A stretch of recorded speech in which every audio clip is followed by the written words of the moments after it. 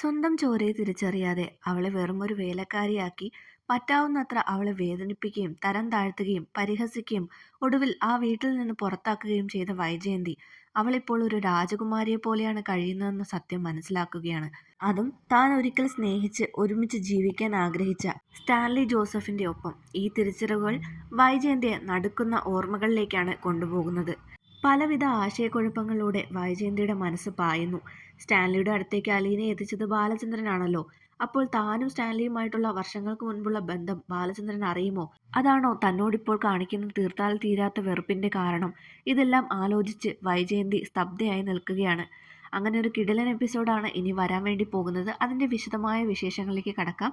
അതിനു മുൻപ് ചാനൽ ആദ്യമായിട്ട് കാണുന്നവരൊന്ന് സബ്സ്ക്രൈബ് ചെയ്യണേ. വീഡിയോ ഇഷ്ടമായ ലൈക്കും ഹൈപ്പും ചെയ്ത് സപ്പോർട്ട് ചെയ്യാനും മറക്കരുത്. രാവിലെ ബ്രേക്ക്ഫാസ്റ്റ് കഴിച്ചുകൊണ്ടിരിക്കുകയാണ് അലീനയും സ്റ്റാൻലിയും ഔതകുട്ടിച്ചായനും.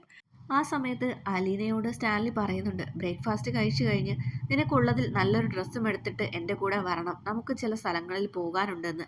അലീന ചോദിക്കുന്നുണ്ട്, എങ്ങോട്ടേക്കാണ്, എന്നോടുകൂടെ പറഞ്ഞൂടെ എന്ന് ചോദിക്കുമ്പോൾ, അതെന്താ എൻ്റെ കൂടെ വരണമെങ്കിൽ എവിടെയാണ് പോകുന്നത്, എന്തിനാണ് പോകുന്നതെന്നൊക്കെ നിനക്ക് അറിഞ്ഞേ പറ്റുള്ളൂന്നുണ്ടോ എന്ന് ചോദിക്കുമ്പോൾ, അല്ല അങ്ങനെയൊന്നുമില്ല, എന്നാലും ഞാൻ വെറുതെ ചോദിച്ചെന്നേ ഉള്ളൂ എന്ന് പറയാണ്. ഔതക്കുട്ടി പറയുന്നുണ്ട്, അതിനെന്താ, ഞാനും നിങ്ങളുടെ കൂടെ വരാം എന്ന് പറയുമ്പോൾ, അപ്പച്ചനെ ഞാൻ പ്രത്യേകം ക്ഷണിക്കണ്ടല്ലോ എന്ന് വിചാരിച്ചിട്ടാണ് പറയാതിരുന്നത്, നമുക്ക് മൂന്ന് പേർക്കും കൂടെ ചില സ്ഥലങ്ങളിലൊക്കെ ഒന്ന് പോകണം എന്ന് പറയുകയാണ്. ഇതെല്ലാം കേട്ടുകൊണ്ട് ആൻ്റപ്പൻ അവിടെ നിൽക്കുകയാണ്. ശേഷം ആൻ്റപ്പൻ അടുക്കളയിലേക്ക് പോയതിനു ശേഷം പൗലോസിനോട് പറയുന്നുണ്ട്, മൂന്ന് പേരും കൂടെ എവിടെ കറങ്ങാൻ പോവുകയാണ് എന്ന് പറയുമ്പോൾ പൗലോസ് പറയുന്നുണ്ട്, ആ നന്നായി, ഞാനിവിടെ കുറച്ച് പലചരക്ക് സാധനങ്ങളെല്ലാം മാറ്റി വെച്ചിട്ടുണ്ട്, അതാ അലീന മഹാറാണിയുടെ കണ്ണ് വെട്ടിച്ച് എങ്ങനെയെങ്കിലും ഇവിടെ നിന്ന് കടത്താനൊരു അവസരം നോക്കിയിരിക്കുകയായിരുന്നു. അപ്പോഴാണ് മൂന്നും കൂടെ പുറത്തേക്ക് പോകുന്നത്. എന്തായാലും അത് നന്നായി എന്ന് പറയണം. അപ്പോൾ ആൻ്റപ്പം പറയുന്നുണ്ട്, എന്നാലും ഇത്ര പെട്ടെന്ന് എല്ലാവരെയും അവൾ കറക്കിയെടുത്തു കഴിഞ്ഞല്ലോ, ഇനി നമുക്ക് ഭീഷണിയാവുമെന്നാണ് എനിക്ക് തോന്നുന്നത് എന്ന് പറയാണ്. പൗലോസ് പറയുന്നുണ്ട്, അത് ഷുവറല്ലേ, നമുക്കിനി പഴയ പോലെയുള്ള കളികളൊന്നും നടത്താൻ പറ്റില്ല, എന്തായാലും വരുന്നിടത്ത് വെച്ച് കാണാം എന്ന് പൗലോസ് പറയുന്നു. ശേഷം സ്റ്റാൻലിയും ഔതക്കുട്ടിച്ചായനും അലീനയെ വെയിറ്റ് ചെയ്ത് പുറത്ത് നിൽക്കുകയാണ്. അലീന നല്ലൊരു ചുരിദാറൊക്കെ ഇട്ട് സുന്ദരിയായിട്ട് പുറത്തേക്ക് ഇറങ്ങി വരുന്നുണ്ട്.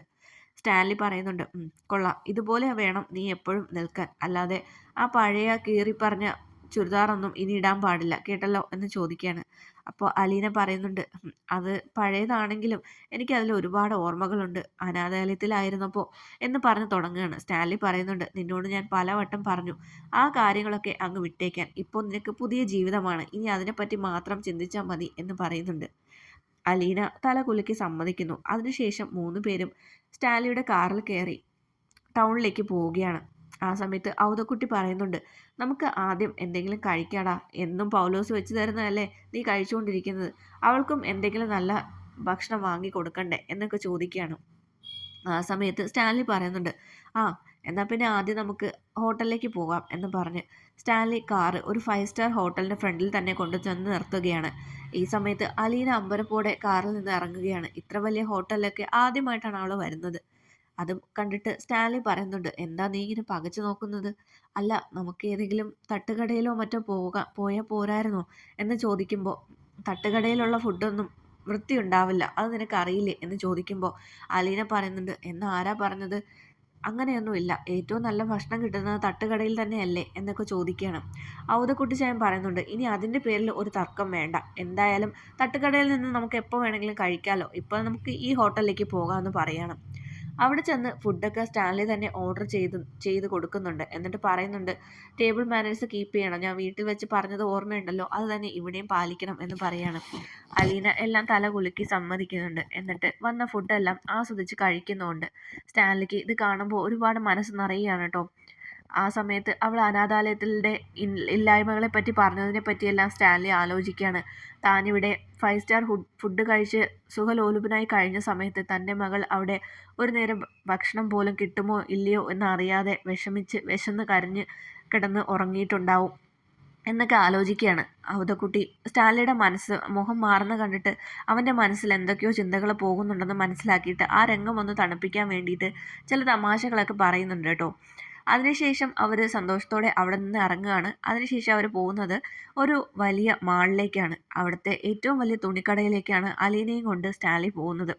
ആ സമയത്ത് ഇഷ്ടമുള്ള എന്ത് വേണമെങ്കിലും എടുത്തോളൂ, വിലയൊന്നും നോക്കി നീ നിൽക്കേണ്ട കാര്യമില്ല എന്ന് പറയാണ്. അലീന പറയുന്നുണ്ട്, അയ്യോ ഇത്രയും വലിയ കടയിലൊക്കെ ഒരുപാട് പൈസ ആവില്ലേ, എനിക്ക് വീട്ടിലിടാനും പിന്നെ പുറത്ത് അത്യാവശ്യത്തിന് പോകാനൊക്കെ ഉള്ള ഡ്രസ്സെല്ലാം ബബിതയും അച്ഛനും കൂടെ എടുത്തു തന്നിട്ടുണ്ട് എന്ന് പറയുമ്പോൾ, അതൊക്കെ അവിടെ ഇരുന്നോട്ടെ, അതൊന്നും കളയാൻ ഞാൻ പറഞ്ഞില്ലല്ലോ.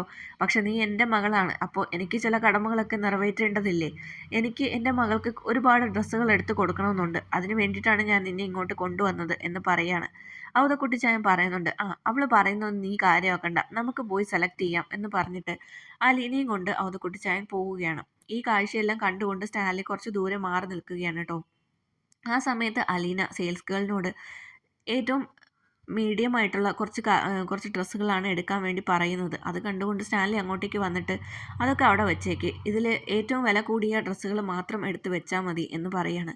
അലീന പറയുന്നുണ്ട്, ഇതൊക്കെ പുറത്ത് പോകാൻ വേണ്ടിയിട്ടായിരിക്കും അല്ലേ, എന്തെങ്കിലും ഫംഗ്ഷൻ ഇടാൻ വേണ്ടിയിട്ടാണോ എന്ന് ചോദിക്കുമ്പോൾ, പുറത്ത് പോകാനും ഫംഗ്ഷനും ഉള്ളത് നമുക്ക് വേറൊരു കടയിൽ നിന്ന് വാങ്ങിക്കാം, ഇതിപ്പോൾ വീട്ടിലിടാൻ വേണ്ടി മാത്രം ഉള്ളതാണ്. അതിന് വേണ്ടിയിട്ട് പ്രത്യേകം ഡിസൈൻ ചെയ്തിട്ടുള്ള ഡ്രസ്സുകളെല്ലാം നമുക്ക് പ്രത്യേകം ഒരു ബുട്ടിക്കിൽ പോയിട്ട് ചെയ്യിപ്പിച്ചെടുക്കാം എന്നൊക്കെ പറയണം. അലീന പറയുന്നുണ്ട്, അയ്യോ അതിനൊക്കെ ഒരുപാട് പൈസയാവില്ലേ എന്ന് പറയുമ്പോൾ സ്റ്റാൻലി അവളെ രൂക്ഷമായി നോക്കുന്നുണ്ട്. അതോടുകൂടി പിന്നെ അലീന ഒന്നും പറയുന്നില്ല. സ്റ്റാൻലിക്ക് ഇഷ്ടപ്പെട്ട ഡ്രസ്സുകൾ, അവൾക്ക് ചേരുന്ന ഡ്രസ്സുകൾ സ്റ്റാൻലി തന്നെ തിരഞ്ഞെടുത്ത് കൊടുക്കുകയാണ്. അവതക്കുട്ടി ചായനും സഹായിക്കുന്നുണ്ട്. ഈ സമയത്ത് വൈജ ഓഫീസിലേക്ക് പോകാൻ വേണ്ടി ഇറങ്ങുകയാണ്. ബാലചന്ദ്രനോട് യാത്ര പറയാൻ വേണ്ടി ചെല്ലുമ്പോൾ ബാലചന്ദ്രൻ മുഖം തിരിച്ച് നിൽക്കുകയാണ്.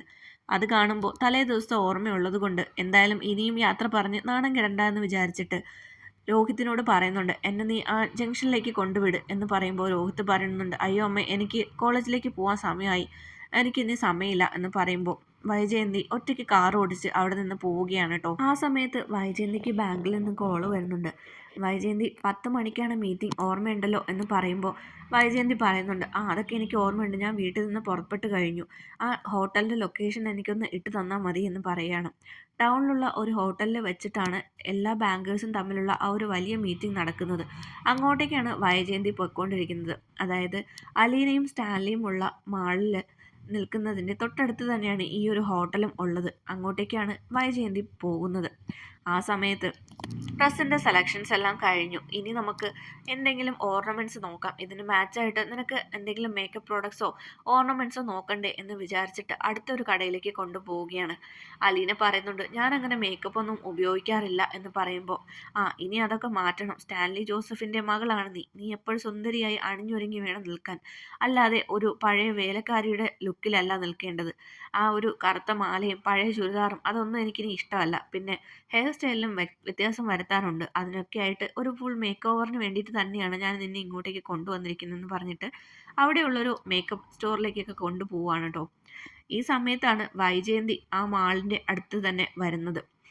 രാവിലെ ഫുഡൊന്നും കഴിക്കാതെയാണ് ഇറങ്ങിയത്. അതുകൊണ്ട് മീറ്റിങ്ങിന് ഇനിയും 3/4 മണിക്കൂറോളം സമയമുള്ളത് കൊണ്ട് എന്തെങ്കിലും കഴിക്കാമെന്ന് വിചാരിച്ചിട്ട് വൈജയന്തി മാളിലേക്ക് കയറി വരുന്നു. ആ സമയത്താണ് അലീനയും സ്റ്റാൻലിയും ഈ പ്രോഡക്റ്റ്സ് എല്ലാം നോക്കി അതുവഴി നടക്കുന്നത്. അപ്പോൾ ഔദക്കുട്ടി പറയുന്നുണ്ട്, ഇതൊന്നും ഞാൻ കണ്ടിട്ട് പോലുമില്ല, ഇതൊക്കെ എന്തിനാ ഉപയോഗിക്കുന്നതെന്ന് മോക്കറിയാലോ അല്ലേ എന്ന് ചോദിക്കുമ്പോൾ, അയ്യോ എനിക്കിതൊന്നും അറിയില്ല എന്ന് പറയാണ്. അപ്പോൾ സ്റ്റാൻലി പറയുന്നുണ്ട്, അതൊന്നും പ്രശ്നമില്ല, ഇവിടെ സെയിൽസ് ഗേൾസ് ഉണ്ടല്ലോ, അവർ പറഞ്ഞു തന്നോളും, നിൻ്റെ സ്കിന്നിന് ചേർന്ന സാധനങ്ങളെല്ലാം അവരെടുത്ത് തന്നോളും, നീ അതൊന്നും പറഞ്ഞ് ഒഴിവുകൾ പറഞ്ഞ് ഒഴിഞ്ഞു മാറാൻ നോക്കണ്ട എന്ന് പറയാം. ആ ഒരു സമയത്താണ് വൈജയന്തി അങ്ങോട്ടേക്ക് എത്തുന്നത്. മാളിൽ തന്നെയുള്ള ഒരു റെസ്റ്റോറൻറ്റിലേക്ക് കയറാനായിരുന്നു വൈജയന്തി അങ്ങോട്ടേക്ക് വന്നത്. ആ സമയത്താണ് അലീനയും കൂടെ 2 പേരുമായിട്ട് അവിടെ നിൽക്കുന്നത് കാണുന്നത്. ഇവളെന്താ ഇവിടെ എന്ന് വിചാരിച്ചിട്ട് വൈജയന്തി അവർ കാണാതെ കുറച്ചുകൂടെ അടുത്തേക്ക് ചെന്ന് മാറി നിന്ന് നോക്കുകയാണ്. അപ്പോഴാണ് ആ ഒരു കാര്യം ശ്രദ്ധിക്കുന്നത്. അലീനയുടെ കൂടെ നിൽക്കുന്ന ആള് അത് സ്റ്റാൻലി അല്ലേ? തന്നെ ചതിച്ച് കടന്നു കളഞ്ഞ സ്റ്റാൻലി, 23 വർഷങ്ങൾക്ക് മുമ്പ് താൻ സ്നേഹിച്ചിരുന്ന അയാളുടെ കുഞ്ഞിനെ ഞാൻ പ്രസവിക്കുക പോലും ചെയ്തിട്ടുണ്ട്. അയാളുടെ കൂടെയാണോ അലീന ഇപ്പോൾ ഉള്ളത് എന്നൊക്കെ ആലോചിച്ച് സ്തബ്ധയായി നിൽക്കുകയാണ് വൈജയന്തി.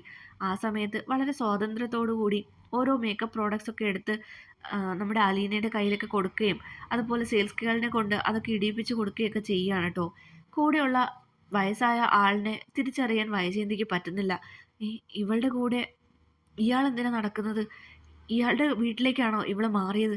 അവിടെയാണോ ബാലചന്ദ്രൻ ഇവളെ കൊണ്ടാക്കിയത്? ഇവളെന്റെ ഭർത്താവിനെ കറക്കിയെടുത്തതുപോലെ ഇപ്പോൾ ഇയാളെ കറക്കിയെടുത്തോ എന്നൊക്കെ ആലോചിച്ച് വൈജയന്തി അവിടെ നിൽക്കുകയാണ്. ഒരു തരത്തിലും അവരാരും തന്നെ കാണാത്ത രീതിയിൽ മാറി നിൽക്കുകയാണ് വൈജയന്തി. പക്ഷേ അത് സ്റ്റാൻലി തന്നെയാണെന്ന് ഉറപ്പിക്കാൻ പലവട്ടം അയാളുടെ മുഖത്തേക്ക് സൂക്ഷിച്ച് നോക്കുന്നുണ്ട്. അതെ, അത് സ്റ്റാൻലി തന്നെയാണ്. അപ്പോൾ സ്റ്റാൻലിയുടെ വീട്ടിലാണ് അലീന നിൽക്കുന്നത്. ഒരു വേലക്കാരിക്ക് ഇത്രയും വില കൂടിയ ബ്രാൻഡഡ് ആയിട്ടുള്ള ഒരു കടയിൽ ചെന്ന് ഈ സാധനങ്ങളങ്ങ് വാങ്ങിക്കൊടുക്കുന്നു. ചെന്ന് കുറച്ച് ദിവസങ്ങൾക്കുള്ളിൽ തന്നെ അവൾ അയാളെ കറക്കിയെടുത്തെന്നാണ് തോന്നുന്നത്. ഓഹ്! ഇവളൊക്കെ ഒരു വലിയ സാധനം തന്നെ. എങ്ങനെയാണാവോ ഇങ്ങനെയൊക്കെയുള്ള പിറപ്പുകൾ ഈ ഭൂമിയിലേക്ക് വരുന്നത് എന്നൊക്കെ ആലോചിച്ച് വൈജയന്തി നിൽക്കുകയാണ്. ഓടിച്ചെന്ന് സ്റ്റാൻലിയുടെ കോളറിൽ കുത്തിപ്പിടിച്ച് തന്നെ എന്തിനാണ് ചതിച്ചതെന്ന് ചോദിക്കണമെന്ന് വൈജയന്തിക്ക് ഒരു നിമിഷം തോന്നിയെങ്കിലും ഇത്രയും തിരക്കുള്ളൊരു മാളിൽ വെച്ച് അങ്ങനെ ചെയ്യുന്നത് അവിവേകമാണെന്ന് അവൾക്ക് മനസ്സിലായി. മാത്രമല്ല അലീന കൂടെ ഉള്ളത് കൊണ്ട് തന്നെ ആ ഒരു രംഗം അവിടെ വെച്ച് വേണ്ട എന്ന് വൈജയന്തി തീരുമാനിക്കുകയാണ്.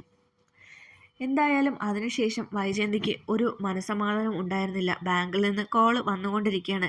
വൈജയന്തി മീറ്റിങ്ങിന് സമയമായി, ഹോട്ടലിലേക്ക് എത്തിയില്ലേ എന്ന് ചോദിക്കുകയാണ്. വൈജയന്തിക്ക് എന്ത് പറയണമെന്നറിയില്ല. എങ്കിലും ഒരു വിധേന അവൾ അങ്ങോട്ടേക്ക് എത്തിക്കൊണ്ടിരിക്കുകയാണെന്ന് പറഞ്ഞ് ഫോൺ കട്ട് ചെയ്യുകയാണ്. ആ സമയത്ത് മറ്റൊരു ഷോപ്പിലേക്ക് അലീനയും സ്റ്റാൻലിയും കൂടെ പോവുകയാണ്. അതൊരു ബ്യൂട്ടി പാർലറായിരുന്നു. ബ്യൂട്ടി പാർലറിലേക്കൊക്കെ ഇവളെ കൊണ്ടുപോകാൻ മാത്രം ഇത്ര അടുപ്പം ഇവർ തമ്മിൽ എങ്ങനെ ഇത്ര പെട്ടെന്നുണ്ടായി എന്നൊക്കെ വൈജയന്തി ആലോചിക്കുന്നുണ്ട്. ആ സമയത്ത് നിരന്തരമായിട്ട് ഹോട്ടലിൽ നിന്ന് കോൾ വന്നുകൊണ്ടിരിക്കുകയാണ്, മീറ്റിങ്ങിന് സമയമായി എന്ന് പറഞ്ഞിട്ട്. അതുകൊണ്ട് തന്നെ അധിക സമയം അവിടെ നിൽക്കാൻ വൈജയന്തിക്ക് സാധിക്കുന്നില്ല.